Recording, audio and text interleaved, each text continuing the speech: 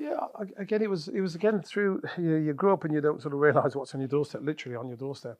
I used to take mum's ground rent book, and we used to have to, when you had a leasehold, you were leasehold out. So you used to take the little book, walk round the corner, round about a park to the council house, and pay the little ground rent.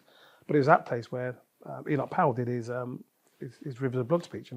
Enoch Powell, the big bad man of the day, was actually down the road at our council house, not even a quarter of a mile from our home, where we lived.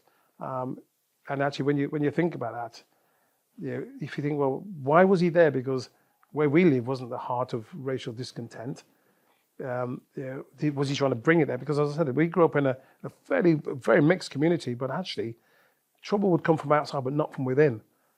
So I never understood why he went there. But then again, years later, as I found out through reading Malcolm X's history, Malcolm X came down and stood in the same area and actually talked about the same thing as well. So to counter Enoch Powell. So Enoch Powell, as I'm sure people know, was a terrible racist back in the day.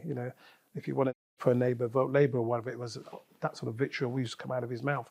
And Malcolm X came and tried to counter some of that stuff. But it just, you grew up in a place where you hadn't realised that actually there was an underlying history that literally sat, say less than a quarter mile from your house. But it didn't overflow in Smethwick, as I said, because for whatever reason, it just didn't. We actually had a very harmonious relationship with all our neighbours of different colour, race, creed. School was absolutely fine. The teachers were fine as well. They were all locals as well. So we were probably a microcosm of a much greater. We were here, and I think if you stepped outside, then you probably find actually there's going to be more problems. We were lucky. Is it luck, or is it just because people didn't behave badly? You can make a choice on that one, really.